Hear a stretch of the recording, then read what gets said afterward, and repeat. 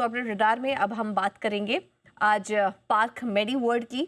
पिछले महीने की लिस्टिंग है, ये लिस्टेड कंपनी है। ये पार्क मेडी वर्ल्ड हरियाणा की सबसे बड़ी प्राइवेट हॉस्पिटल चेन चलाती है। कंपनी पार्क ब्रांड नाम से 14 एनएबीएच मान्यता प्राप्त मल्टी सुपर स्पेशलिटी हॉस्पिटल चलाती है। पार्क मेडी वर्ल्ड के पास 1000 से ज़्यादा डॉक्टर और 2100 से ज़्यादा नर्स की बड़ी टीम है। आज कंपनी के टॉप मैनेजमेंट से हम नए साल में उनके ग्रोथ प्लान्स पर बात करेंगे। साथ ही विस्तार की योजनाओं और बिजनेस आउटलुक के बारे में भी हम जानने समझने की कोशिश करेंगे। ज़्यादा बातचीत के लिए हमारे साथ मौजूद हैं कंपनी के CEO and whole time director doctor Sanjay Sharma. Sanjay साहब, बहुत बहुत स्वागत है आपका। थैंक यू सो मच आज समय देने के लिए अपना। और सबसे पहले तो नए साल की ढेर सारी शुभकामनाएं आपको। पूजा जी, थैंक यू सो मच आपके चैनल पे आमंत्रित करने के लिए। आपको और आपके व्यूअर्स सबको नए साल की बहुत-बहुत मुबारकबाद। बिल्कुल। सर, लास्ट टाइम जब आपसे बात हुई थी, लिस्टिंग का माहौल था, कंपनी आपकी लिस्ट भी हो चुकी है और तब से लेकर अगर प्रदर्शन अगर अभी हम देखें 17 दिसंबर 2025 को हम आपको बता दें कि कंपनी लिस्ट हुई है। तब से बाज़ार में काफ़ी उतार-चढ़ाव देखने को मिला, लेकिन स्टॉक में एक स्टेबल प्रदर्शन ही यहाँ पर देखने को मिल रहा है। तो सर, अब लिस्टिंग के बाद जो भी ऑब्जेक्टिव्स थे आपके, वो कितने कहाँ तक पूरे होते हुए दिखाई दे रहे हैं और अब नए साल के लिए क्या कुछ प्लान्स हैं आपके, इसके बारे में थोड़ा बताइए? देखिए जी, हम पिछले 21 सालों से हेल्थ केयर हॉस्पिटल चला रहे हैं और पहला अस्पताल हमारा 2005 वेस्ट दिल्ली में आया था। आज हमारी स्ट्रेंथ 14 अस्पताल और 3250 बेड की है और हम 4 स्टेट में प्रेज़ेंट हैं। इससे हम नॉर्थ इंडिया के second largest health care provider हैं।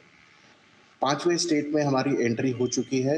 आगरा में हमने एक अस्पताल लिया है 360 बेड का, जो फ़रवरी में स्टार्ट हो जाएगा और इससे हमारा 5वां स्टेट भी स्टार्ट हो जाएगा।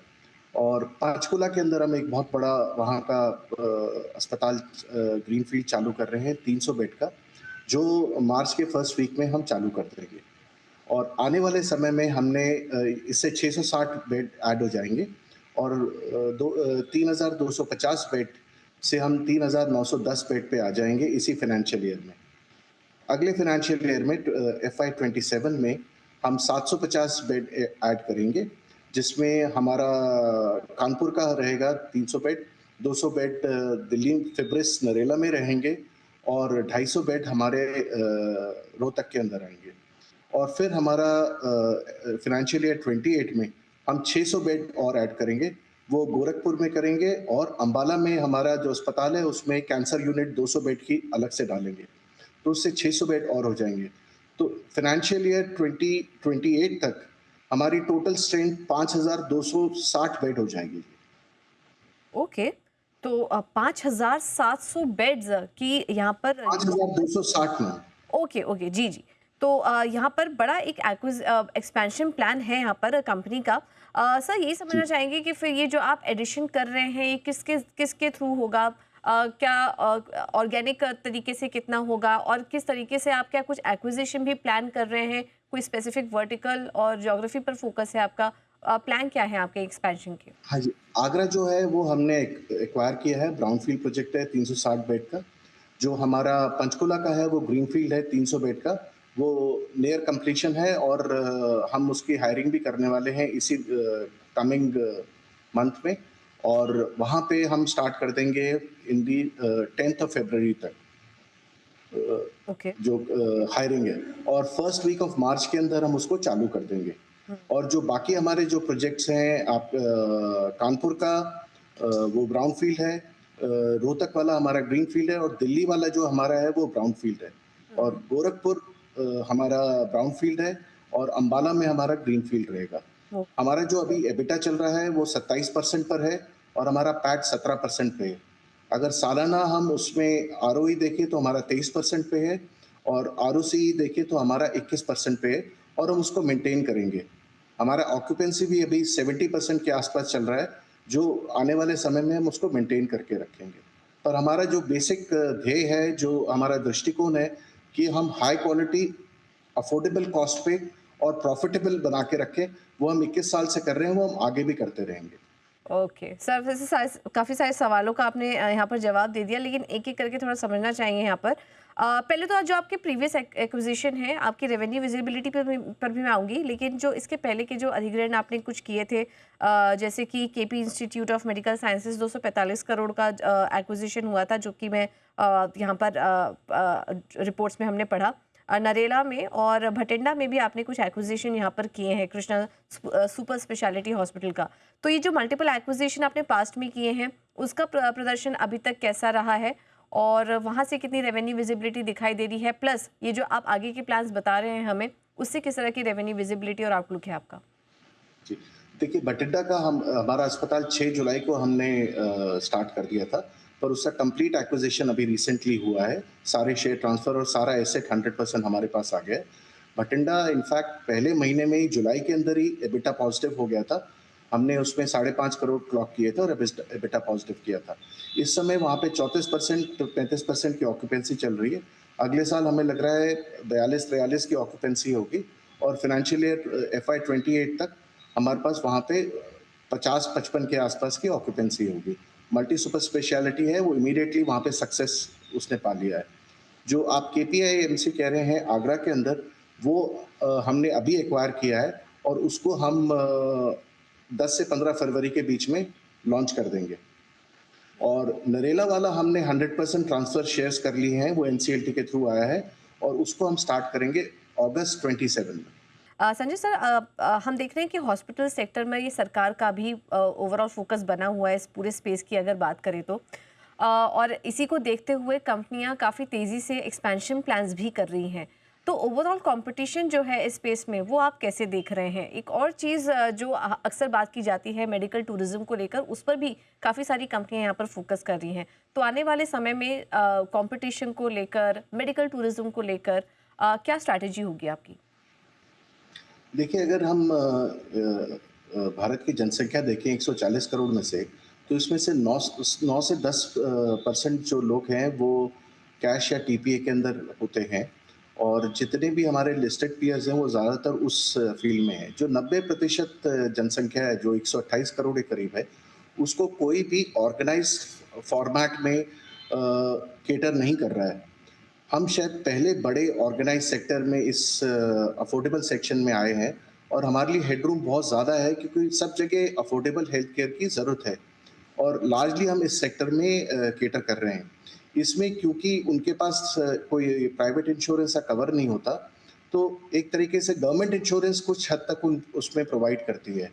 तो जो हमारा पेयर मिक्स है वो जनरली 80% गवर्नमेंट इंश्योरेंस का है और 20% प्राइवेट इंश्योरेंस का है इसके अंदर और इसमें हमें काफ़ी सक्सेस मिला है और बहुत सारे जो पेशेंट बेनिफिशियरी हैं जो महंगे अस्पतालों में इलाज नहीं करा पाते, उनकी काफ़ी तादाद में वो लोग हमारे यहाँ पे आते हैं और हाई क्वालिटी का ट्रीटमेंट अफोर्डेबल कॉस्ट में लेते हैं इस पॉइंट ऑफ व्यू से।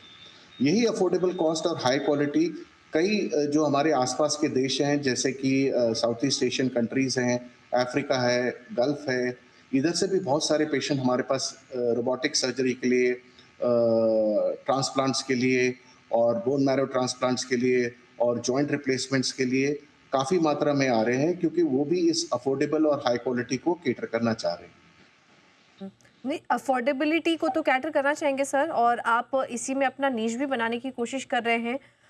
तो फिर इसको देखते हुए गोइंग फॉरवर्ड क्या हम एक्सपेक्ट करें कि आपके एबिटा लेवल्स इन्हीं लेवल्स पर सस्टेनेबल रहेंगी? क्या आउटलुक आप देख रहे हैं आने वाले समय में मार्जिन्स को लेकर? हाँ जी, हमारे 4 ग्रोथ के वर्टिकल्स हैं। एक तो हमारा जहाँ पे भी मैच्योरिटी लेवल में हमारे अस्पताल यंगर हैं, वहाँ पे हमारा जो ग्रोथ आएगा, वो ऑक्यूपेंसी बढ़ा के आएगा। दूसरा, जहाँ पे ऑक्यूपेंसी बढ़ चुकी है, 75-80% हो चुकी है, वहाँ पे हमने tertiary and quaternary high and treatment start किए हैं। जैसे रोबोटिक सर्जरी हो गया, जैसे किडनी ट्रांसप्लांट हो गया, जैसे आपके रोबोटिक असिस्टेड जॉइंट रिप्लेसमेंट हो गया, जैसे हाई एंड कार्डिक सर्जरीज और इंटरवेंशंस हो गया, जैसे आपका ब्रेन की सर्जरीज होगी। तो इससे हमारा एबिटा काफ़ी बढ़ रहा है और हम ये मान के चलते हैं कि हम पिछले 21 साल से 27-28% का एबिटा बना के चल रहे हैं और वो हम कंटिन्यू करेंगे और हमारा पैट भी 17-18% पे रहेगा। तो उसमें कहीं पे भी कोई हम गिराव या कमी नहीं देख रहे हैं आने वाले समय में। ठीक है। तो कोई गिरावट या कमी एबिटा के फ्रंट पर फिलहाल दिखाई नहीं दे रही है, कंपनी मेंटेन रखेगी अपने मार्जिन्स को भी। क्योंकि हमारा जो जी। ब्रेक इवन है, जो एक्विजिशन में, वो हम 3 से 6 महीने में कर लेते हैं और ग्रीनफ़ील्ड के अंदर जो हमारा जो ब्रेक इवन है, वो साल से 1.5 साल के अंदर आ जाता है। बिल्कुल सब बिल्कुल, मैं यही समझना चाह रही थी क्योंकि आप एक तरफ एक्विजिशन भी प्लान कर रहे हैं और साथ ही साथ अफोर्डेबिलिटी पर भी आपका फोकस है, तो इसे बैलेंस करना, मैनेज करना, ये काफ़ी बड़ा चैलेंज हो सकता है। लेकिन आप जैसे कि बता रहे हैं कि आपको उन सभी प्रोजेक्ट में, एक्विजिशन में वहाँ पर पोटेंशियल भी दिखाई दे रहा है आने वाले समय के लिए। सर, अब अगला जो मेन ट्रिगर है, इवेंट है मार्केट्स के लिए और ओवरऑल इंडस्ट्री के लिए, वो है बजट। हमने 2020 25-26 में देखा था कि सरकार ने हेल्थ केयर सेक्टर को रफली करीब 1 लाख करोड़ आवंटित किया था। इस बार आप पूरे स्पेस के लिए, पूरी इंडस्ट्री के लिए इस बजट से क्या एक्सपेक्ट कर रहे हैं? जी, मैं एक्सपेक्ट कर रहा हूँ कि इंडिया एक ग्रोइंग इकोनॉमी है, थर्ड लार्जेस्ट इकोनॉमी बनने वाली है। हमारी जनसंख्या को ज़रूरत भी है हेल्थ केयर के लिए और जैसे कि फाइनेंस मिनिस्टर साहिबा ने बोला था, 2030 तक हम ये एक्सपेक्ट कर रहे हैं कि जो बजट जीडीपी का परसेंटेज होगा, वो 5.5% के ऊपर चले जाएगा। तो जो आवंटन किया जाएगा सरकार की तरफ से, वो कहीं ज़्यादा होगा उस पॉइंट ऑफ व्यू से। जो बाकी विकसित देश है वहाँ पे आवंटन बहुत ज़्यादा है इस कंपैरिजन में, पर फिर भी हम प्रोग्रेस की तरफ चल रहे हैं और रेगुलर हेल्थ केयर हमारे यहाँ पे जो उसकी क्वालिटी है, जो उसकी अफोर्डेबिलिटी है, वो बढ़ती जा रही है। ठीक है। बिल्कुल, तो अफोर्डेबल हेल्थ केयर फैसिलिटी को आगे और भी अफोर्डेबल बनाने की ज़रूरत है और यही हम बात भी कर रहे हैं सभी इंडस्ट्री प्लेयर्स से कि इस स्पेस में सरकार को कुछ बड़ी घोषणाएं करनी चाहिए इस बजट में। संजय साहब, बहुत बहुत धन्यवाद आपका आज समय देने के लिए और आगे की ग्रोथ आउटलुक पर, अपने एक्सपेंशन प्लान पर हमारे साथ विस्तार से चर्चा करने के लिए। Thank you so much. Thank you Pooja ji, आपको और आपके सारे व्यूअर्स को थैंक यू सो मच आमंत्रण करने के लिए। जी, जी, बहुत बहुत शुक्रिया सर।